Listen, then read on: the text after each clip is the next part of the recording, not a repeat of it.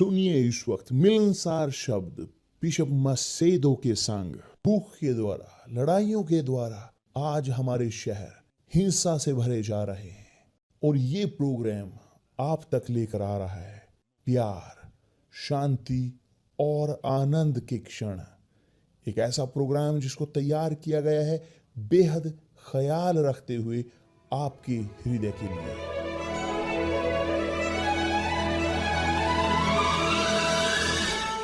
और अब आपके साथ मिलनसार शब्द बिशप मसेदो के।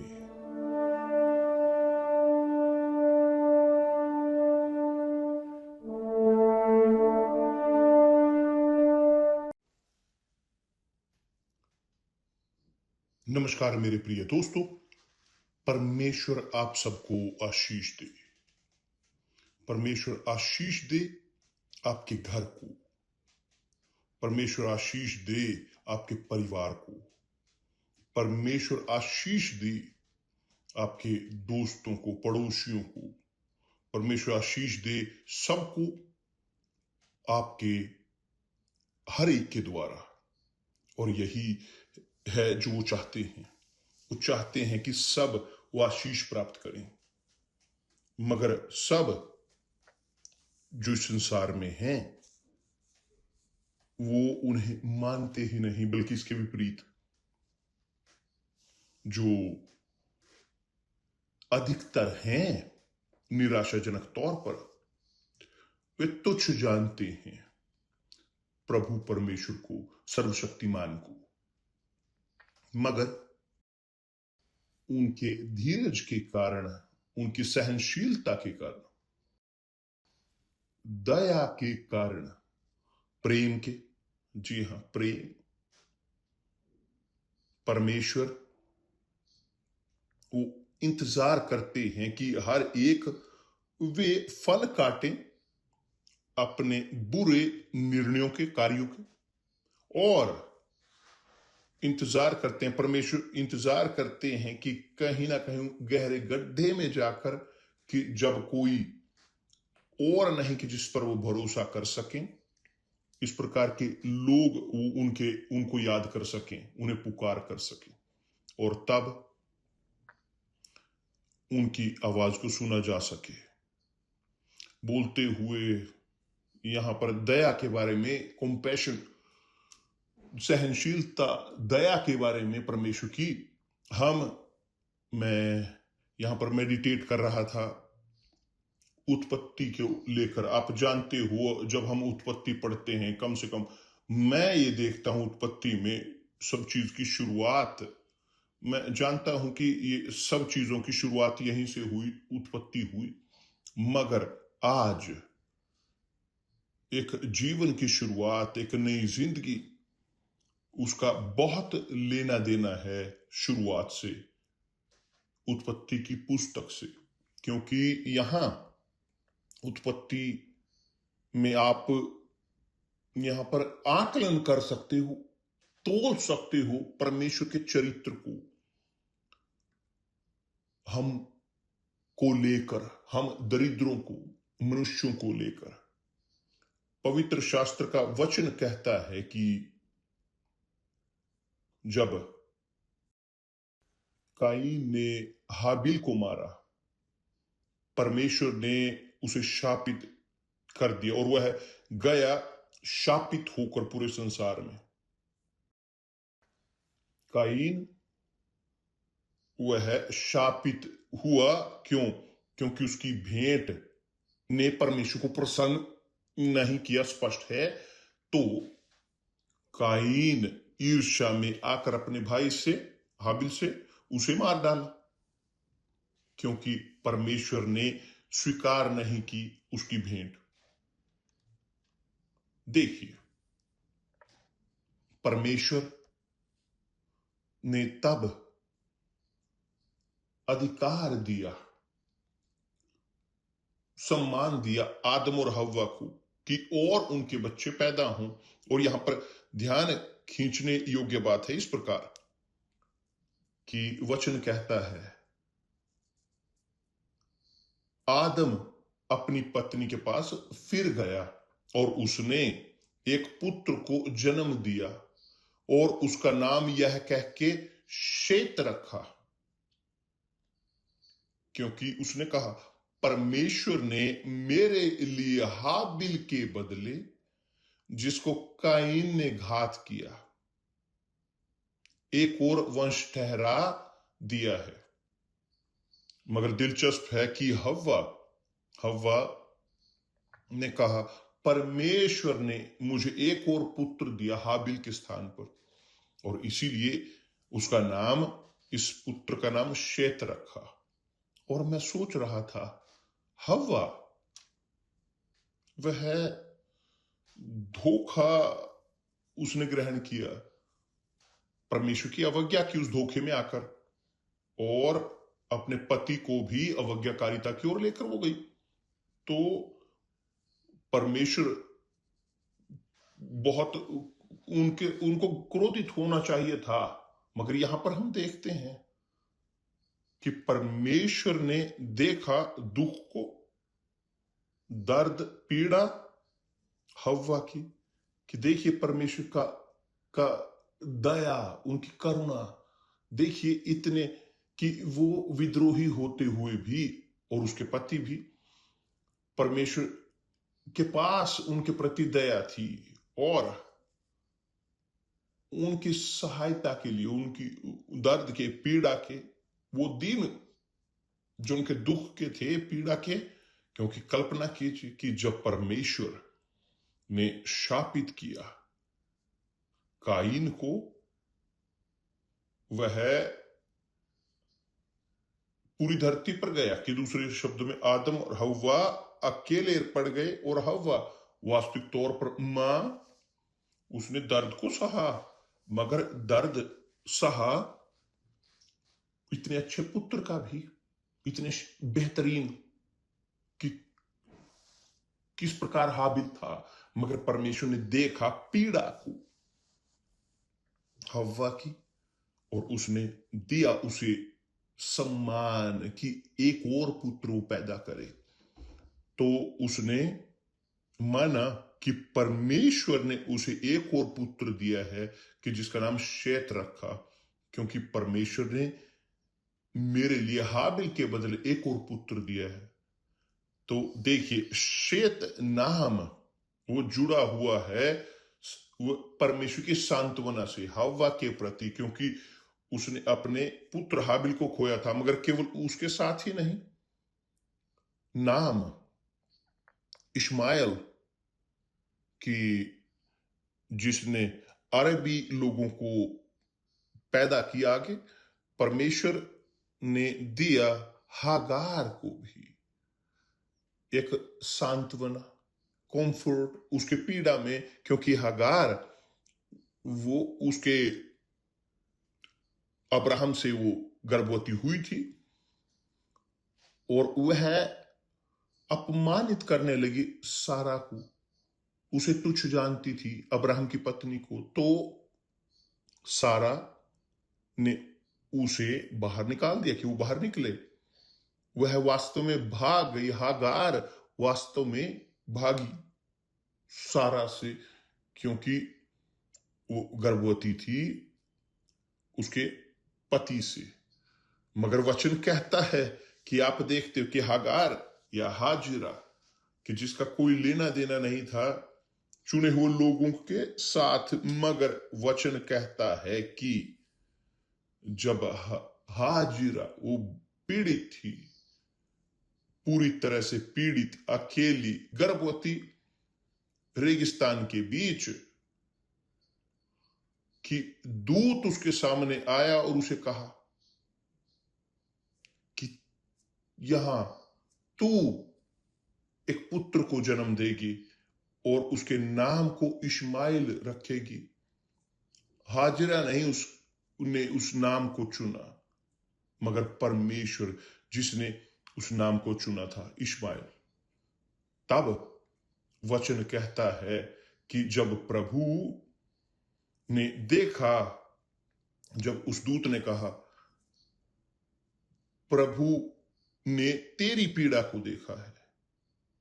बहुत शानदार ना, कि परमेश्वर ने हव्वा की पीड़ा को देखा, वह गिरी हुई भी, यहां तक कि परमेश्वर ने पीड़ा को देखा हाजिरा को, कि यहां तक कि वो अपमानित करती थी सारा को, और पूरा किया उनकी पुकार को, उनकी पीड़ाओं को। देखिए क्या है कि जो मैं यहां पर कहना चाहता हूं, कहां मैं पहुंचना चाहता हूं, कि मैं चाहता हूं आप तक पहुंचना, कि शायद आप यहां पर हो पीड़ित, कि बेचैन, आपको लगता हो कि आपकी जिंदगी में कोई रास्ता नहीं, कि आप एक ऐसे व्यक्ति हैं जो पैदा हुए दुख झेलने के लिए, आप दरिद्र होने के लिए पैदा हुए हों, या आप नकारे जाने के लिए पैदा हुए हों इत्यादि, और आप रहते हों दोष देते हुए परमेश्वर को अपनी पीड़ाओं की वजह से, अपने अपने त्यागे जाने के कारण इत्यादि, कि जिससे होकर आप गुजरे हो। केवल मैं देखता हूं कि परमेश्वर इस प्रकार से मेरे देखने के तरीके को, परमेश्वर इतने दयावान है, इतने महान, इतने दयालु, इतने सहनशील वो हैं, कि वो अनुमति देते हैं हम पहुंचे अपने जीवन के उस गहरे गड्ढे में। वो अनुमति देते हैं कि हमारी गलतियां हमें लेकर जाएं उस गहरे कुएं में। उनका दोष नहीं है किसी प्रकार से, मगर वास्तविक तौर पर वो अनुमति देते हैं। क्यों वो अनुमति देते हैं? क्योंकि कहीं ना कहीं गड्ढे में हमारे पास कोई नहीं होता कि किस पर हम भरोसा करें, और जब हमारे पास कोई ऑप्शन नहीं कि किस पर हम भरोसा करें, हमारे पास केवल एक रास्ता होता है, उन्हें हम पुकारें। यदि हम अपने अंदर रखते हैं एक थोड़ी सी भी सिंसियरिटी, एक थोड़ी सी ईमानदारी, तो यदि हम उन्हें पुकारते हैं, वो उसी वक्त आते हैं हमारी जरूरत को पूरा करने के लिए। कि दूसरे शब्दों में, चर्च पर निर्भर नहीं करता, पास्टर पर निर्भर नहीं करता, पादरी, पोप, किसी पर भी निर्भर नहीं करता, जादू टोने पर, लक पर, किसी पर नहीं। जो जिस पर निर्भर करता है वो इस प्रकार खुद एक व्यक्ति पर, कि जब वो पहुंचता है अपनी जिंदगी के गहरे गड्ढे में, उसका अर्थ है कि परमेश्वर ने उसे चुना है। प्रतीत होता है एक विपरीत, कि कैसे परमेश्वर मुझे चुन रहे हैं, मुझे गहरे गड्ढे में फेंकते हुए। आपने अपनी गलतियों के कारण, गलत निर्णयों के कारण अपने आप को वहां पर रखा इस परिस्थिति में, और तब आप इस अपने आप को इस परिस्थिति में पाते हो। बहुत ठीक। मगर देखिए कि परमेश्वर की दया, उनकी भलाई, परमेश्वर की वो इतनी असीम है कि यह समझ से परे है, समझ से परे। केवल पवित्र आत्मा ही हमें प्रकाशित कर सकती कि कैसे वो है, कोई और नहीं, कोई और नहीं। प्रेरित पौलुस ने भी, कि वो भी एक बुरा, कपटी, क्रूर व्यक्ति रहा है। वो मारता था मसीही लोगों को, वो यातनाएं देने वाला था उन लोगों को जो पहले मसीही लोग थे। मगर परमेश्वर ने उसे घोड़े से गिराया। परमेश्वर ने उसे दृष्टिकोण दिया कि वह गिरे घोड़े से, वह अपनी घमंड से, अपने मैं से गिरे, क्योंकि बुरा होने के अलावा, कपटी होने के अलावा, किसी भी चीज के योग्य ना होने के बावजूद वह एक सिंसियर व्यक्ति था। उसने सीखा अपने धर्म में, यहूदी धर्म में, और वो जो करता था उसमें सिंसियर था। मगर एक गलती, परमेश्वर ने देखा उसकी सिंसियरिटी को, देखा उसकी बेचैनी को, और सुना उसकी पुकार को, और वह गिरा, उसे गिराया घोड़े से। शायद आप कि जो मुझे इन क्षणों में सुन रहे हों, इस वक्त देख रहे हों, आप गिर चुके हों घोड़े से। घोड़ा है एक घमंड एक व्यक्ति का। उन्हें लगता है कि वो अपनी बुद्धिमानी के ऊपर डिपेंड रख सकते हैं, अपने डिप्लोमे पर, अपने पैसे पर, अपनी कंडीशन पर, अपनी भौतिक चीजों पर। आपको लगता है कि आप किसी पर निर्भर नहीं रहते, तो आप घोड़े के ऊपर हो, नाक ऊपर की ओर करते हुए, घोड़े के ऊपर होने के बावजूद आप नाक ऊपर करके चलते हो, जैसे आप राजा हो यहां पर। मगर प्रेरित पौलुस, उसने भी कहा, वास्तव में पवित्र आत्मा से प्रेरित होकर, वो जानता था कि वो क्या बोल रहा है, बहुत अच्छे से जानता क्या बोल रहा है, क्योंकि पवित्र आत्मा ने उसे अनुभव दिया। और उसने कहा इस प्रकार, परमेश्वर ने जगत के मूर्खों को चुन लिया है। मूर्खों को, इस संसार के राज्य के, कि ज्ञानवानों को लज्जित करे। और परमेश्वर ने जगत के निर्बलों को चुन लिया है कि बलवानों को लज्जित करे। हालेलुया। आप जानते हो कि मैं बहुत पसंद करता हूं इस वचन को। यहां पे मुझे बहुत अच्छा, मैं यहां इसके साथ में मेरी सिमिलैरिटी है बहुत, मगर वास्तव में असल में, क्योंकि केवल परमेश्वर केवल परमेश्वर परमेश्वर शानदार है, परमेश्वर बेहतरीन है। क्योंकि जब हम घोड़े के ऊपर हैं और नाक ऊपर की ओर किए हुए चलते हुए, हम हमारे ऊपर निर्भर रहते हैं, हमारी इस पर, अपनी जिंदगी पर निर्भर रहते हैं, अपनी परिस्थिति पर, आर्थिक परिस्थिति पर हम रहते हैं निर्भर, हमारी ताकत पर, हमारी बाजू की ताकत पर।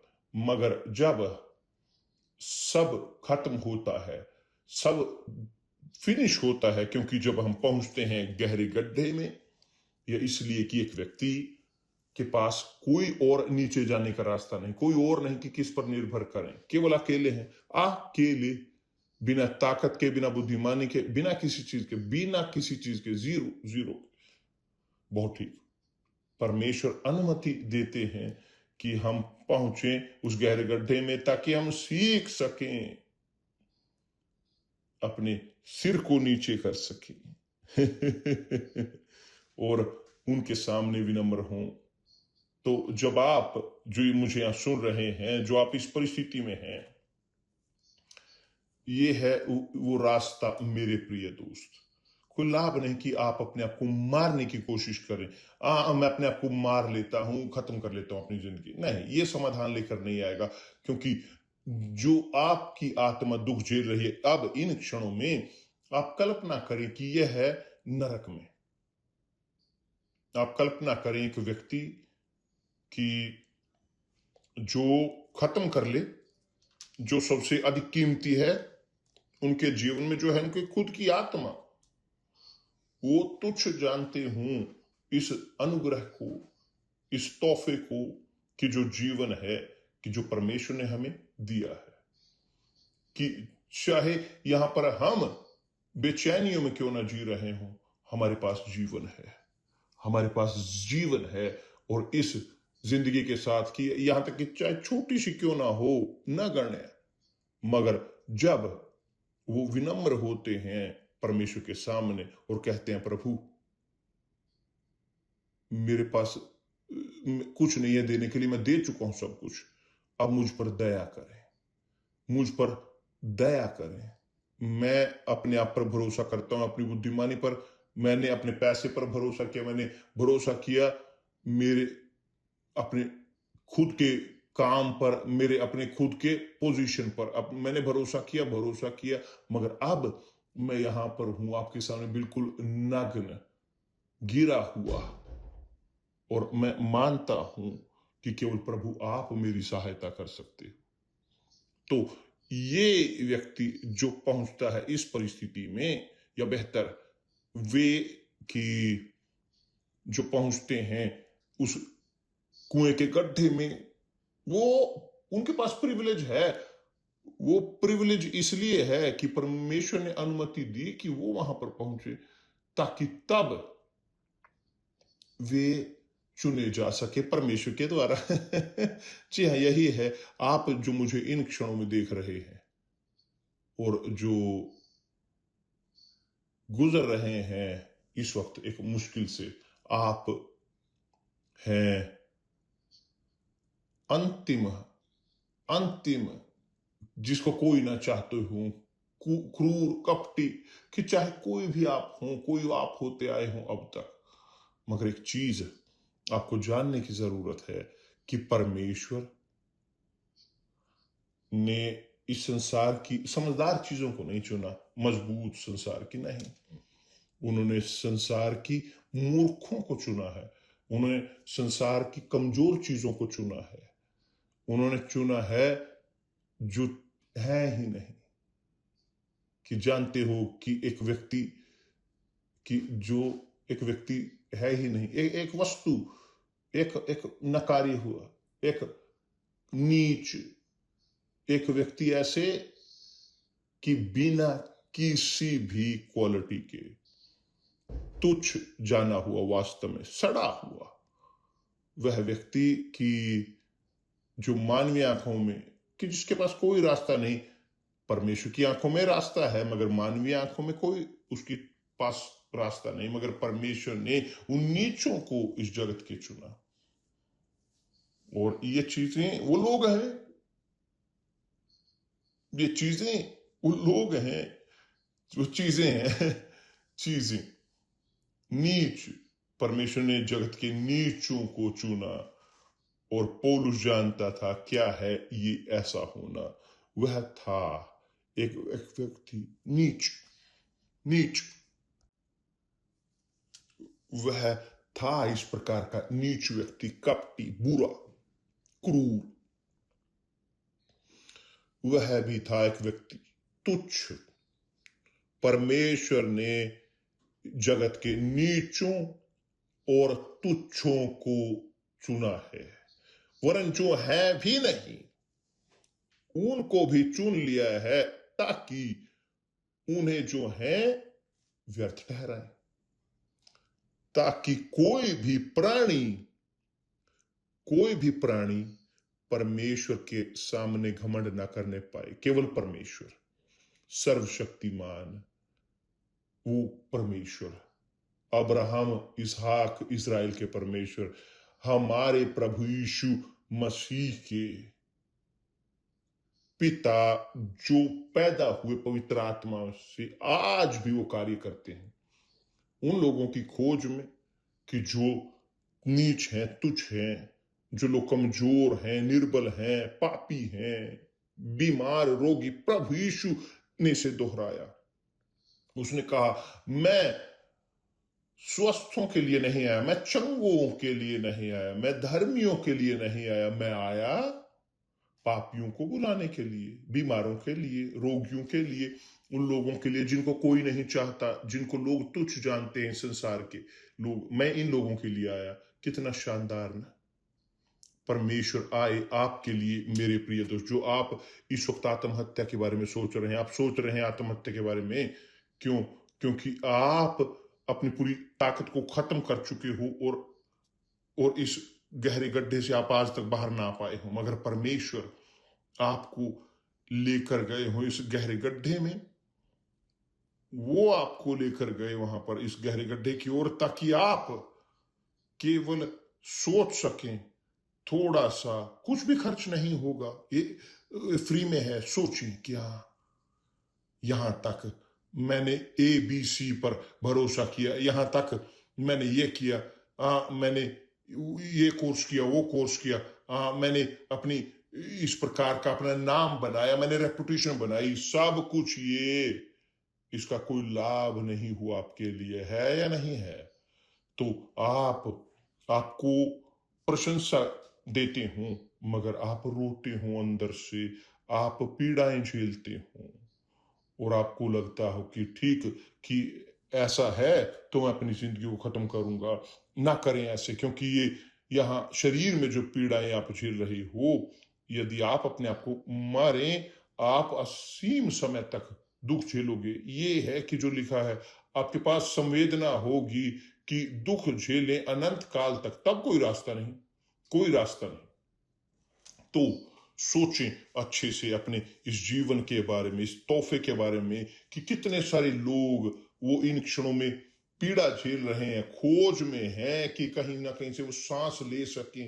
वो लोग जो नालियों में लगे हुए हैं इस वक्त, जो पेशाब कर रहे हैं वो शीशों में, वो शीशों के अंदर बैठे हुए हैं, और आप एक व्यक्ति हो स्वस्थ, आप एक व्यक्ति हो स्वस्थ, आप भरे हुए हो समस्याओं से, मगर आपके पास एक शरीर है, आपके पास एक जीवन है, चाहे अच्छा या बुरा, वो यहां पर है। और ये जीवन परमेश्वर ने अपनी जिंदगी को दिया आपके जीवन के लिए, ताकि आप के पास वास्तव में एक नया जीवन हो सके। प्रभु यीशु क्रूस पर नहीं मरे केवल रोगों को चंगा करने के लिए, थोड़ी थोड़ी चीजें दूर करने के लिए नहीं, वो क्रूस पर मरे वो बचाने के लिए हमारी आत्मा को। वो चाहते हैं आपकी आत्मा को बचाना। आपकी आत्मा है जो पीड़ा में है, दुख झेल रही है। आपकी आत्मा है कि जो सब इन चीजों को झेल रहे हो, जो आप महसूस करते हो, दर्द पीड़ाएं सब कुछ, ये आपकी आत्मा है जो दुख झेलती है। और यदि आप अनंत काल में जाएं अपनी खुद की इच्छा के साथ, आप अपनी जिंदगी को खत्म करें, अपने खुद के जीवन को खत्म करें इन समस्याओं के कारण, आप परमेश्वर को पीठ दिखा रहे हो। जैसे आप वही कर रहे हो जैसे काइन ने किया, जब परमेश्वर को उसने ऑफर की एक भेंट सड़ी हुई, कि जैसे परमेश्वर हो मनुष्य नहीं, वो शापित हुआ। वह पूरी धरती पर घूमा फिरा शापित होकर, मगर आप शापित नहीं हुए। आप के पास है समस्या, आप के पास है एक शाप कि जो आपके जीवन को खत्म करना चाहती है, आप जो नरक की आत्मा है, मगर परमेश्वर ने आपको चुना है कि आप इन क्षणों में यहां पर इस संदेश को सुन रहे हो। वह उन चीजों को चुनता है जो तुच्छ है, नकारी हुई चीजें, जिनका कोई लाभ नहीं, जो डिफेक्टिव है। उन्होंने चुना हमें उन्होंने मुझे चुना। मैं यहां हूं आपके साथ बात करते हुए, मैं अपने खुद के साथ बोल सकता हूं अपने अनुभव के। उसने मुझे चुना, उन्होंने आपको भी चुना है, केवल मुझे नहीं, आपको भी। अब आपको घोड़े से गिरने की जरूरत है। आप बिशप गिर चुका हूं घोड़े से, मैं यहां हूं अपने आप को उड़ेलते हुए अपने आप को। तो यही है क्षण सबसे बेहतरीन आपके लिए कि आप जाने उस परमेश्वर को कि जो आप पर दया कर रहे हैं, और वो आपको अनुमति दे रहे हैं कि आप इस क्षण पर पहुंचे और उन्हें जाने कि वो प्रभु ही परमेश्वर हैं। कि जब आपके पास ये अनुभव हो, अब इन क्षणों में आप बोलने परमेश्वर जैसे आप बोलना चाहते हो, जिस प्रकार से आप बोलना जानते हो, आप बोलना चाहते हो, ओ देखो कि यदि तेरा अस्तित्व है, असल में तू सच है, यदि बाइबल में तेरे शब्द हैं, तो मैं यहां हूं। दे इस प्रकार एक मेरे लिए एक सांस, वो आपकी प्रार्थना को सुनेंगे। वो मायने नहीं रखते अच्छे शब्द आप बोलते हैं, तो सुनना चाहते हैं आपकी पुकार, आपके विश्वास को, कि जो सुनिश्चित तौर पर जब दिखाया जाता है, जब बाहर निकाला जाता है, आपकी विनम्रता को दिखाता है, और आप बोलते हो, जी हाँ प्रभु, मैं अपने आप को आपके अधीन करता हूं, मैं आपको आपके अधीन करता हूं, मैं झुकता हूं, मुझ पर दया करें, मुझ पर दया करें। और आप देखोगे परमेश्वर की महानता को अपने जीवन में, यहां पर जहां कहीं आप हैं, चाहे काम पर हो, अस्पताल में हो, जेल में हो, चाहे जहां कहीं भी आप हो, दुख झेलते हुए, पीड़ाओं में, दर्द से, उन्होंने आपको चुना है। जाने इस चीज को, मगर आपको उनके साथ सहमत होने की जरूरत है। आपको उनके साथ सहमत होना है। दो एक साथ चल सकते हैं यदि वे एक दूसरे के साथ सहमत ना हो, बीच में उनके सहमति ना हो, कैसे वो हो सकता है कि परमेश्वर पूरा करना चाहें आपके जीवन में अपनी उद्देश्यों को, यदि आप उनके साथ सहमत ना हो, आप उनके सहायता के हाथ को ना थामे, उनके हाथ को ना पकड़े। समझ में आया? केवल ये केवल ये आपको कुछ भी भुगतान नहीं करना है, आपको कुछ भी खर्च नहीं करना है, आपको वहां पर पहुंचना है और मानना है कि इस वक्त उनके सामने अपने आप को विनम्र करते हो कि ओ मेरे पिता, मैं कुछ भी नहीं हूं। यदि वास्तव में आपका अस्तित्व है तो मैं चाहता हूं आपके सामर्थ्य को अपने जीवन में देखना, क्योंकि और इससे बढ़कर मैं नहीं चाहता कुछ भी। करें इस वक्त कि चाहे जहां कहीं भी आप हों, कि आपको बोलने की जरूरत है। मैं यहां पर आपके लिए प्रार्थना कर सकता हूं, मगर ये शब्द बाइबल के वो दिखाते हैं महानता को परमेश्वर की दया की। परमेश्वर ने सुना पुकार उन पीड़ित लोगों की, उन्होंने हव्वा की सुनी और एक और पुत्र उसे दिया। परमेश्वर ने देखा पीड़ा हाजिरा का, कि जो पीड़ित हो चुकी थी, वो पीड़ित थी, वो परमेश्वर के सेवक की, परमेश्वर के दोस्त की पत्नी को अपमानित करके आई थी, मगर परमेश्वर ने उसकी सुनी और परमेश्वर ने अपने दूत को भेजा, और आप तक वो अपने दूत को भेज रहे हैं, बोल रहे हैं ए मैं आपके साथ हूं, मगर आपको भी मेरे साथ होने की जरूरत है ताकि हम एक साथ हो सके हम। तो यदि मैं आपकी सहायता कर सकूं, आपको मेरे साथ होना है। तो समझ में आया? करें इस प्रकार जहां कहीं भी आप हैं। कोई भी आपका दर्द हो, आपकी समस्या हो, ना रहे यहां पर भिखारी की तरह रोते हुए और दूसरों पर निर्भर रहते हुए उनकी दया की। ये समाधान नहीं करेगा, कोई लाभ नहीं कि पूरे संसार को आप बोलते रहें, कोई सहायता नहीं करेगा। केवल आप अपनी सहायता कर सकते हो। वास्तविक तौर पर जब आप अपने दिमाग को इस्तेमाल करते हो थोड़ा सा और अप्लाई उसे करते हो परमेश्वर की रेसिपी को, उन्होंने आपको चुना है किस लिए? इसलिए ताकि आप गवाही हो सके कि वो जीवित हैं। क्योंकि एक बार ये अनुभव होते हुए उनके साथ आपके पास शब्द होंगे, आपके पास गवाही होगी कि प्रभु यीशु जीवित है, वास्तव में वे जी उठे, उन्होंने आपके जीवन को जिलाया और उनका नाम गौरवान्वित होगा आपके जीवन के द्वारा। इसीलिए परमेश्वर ने आपको चुना है, मगर आपको उनके अधीन होने की जरूरत है। कुछ भी खर्च नहीं होता, कुछ भी आपको योग्य होने की जरूरत नहीं आपको योग्य ठहरने की जरूरत है, मुझे योग्य होने की जरूरत नहीं, मगर आपको सिंसियर होना है। आपको दिखाने की जरूरत है इस विश्वास को जहां कहीं आप मौजूद है। ठीक है? कि परमेश्वर आप सबको आशीष दे, कि पवित्र आत्मा आपका मार्गदर्शन करे, कि जो मैंने अधिक बोला कि वह दूर करे और वह करे एडिटिंग, कि आप वास्तव में समझ सकें, और जो मैंने कम बोला हो वो पूरा करें, कि ताकि तब आप समझ सकें पूरी तरह से परफेक्ट तौर पर कि उनकी इच्छा आपके जीवन में पूरी हो सके। प्रभु यीशु ने कहा है, मैं नहीं आया चंगों के लिए, भलों के लिए, मैं शुद्धों के लिए नहीं आया, पवित्रों के लिए, धार्मियों के लिए, अच्छे लोगों के लिए मैं आया हूं, पीड़ितों के लिए। धन्यवाद परमेश्वर आप सबको आशीष दे, और कल मिलते हैं प्रभु यीशु मसीह के नाम से। मैं चाहता हूं इसका लाभ उठाना, कि आप सबको आमंत्रित करना। आप यहाँ पर किसी भावनात्मक समस्या के साथ हैं, आप रो रहे हों किसी एक पीड़ा के कारण की, जिससे आप बहुत प्रेम करते हो, जिसने आपको तुच्छ जाना हो, मैं समझता हूं इस दर्द को, हम समझते हैं इस दर्द को, हम भी इससे होकर गुजरे हैं। आज होगी लव थेरेपी, कुछ भी खर्च नहीं होता, जाए वहां पर। उदाहरण के तौर पर या सुलेमान के मंदिर में या किसी भी यूनिवर्सल चर्च में आप जा सकते हैं, आपको कुछ भुगतान नहीं करना, कुछ भी नहीं, यहां तक कि पार्किंग भी नहीं, कुछ भी नहीं, मगर आपको जाने की जरूरत है सुनने के लिए वो शब्द की जो दूर करेंगे इस शापित दर्द को, जो प्रेम के साथ उत्तर आपको नहीं मिला।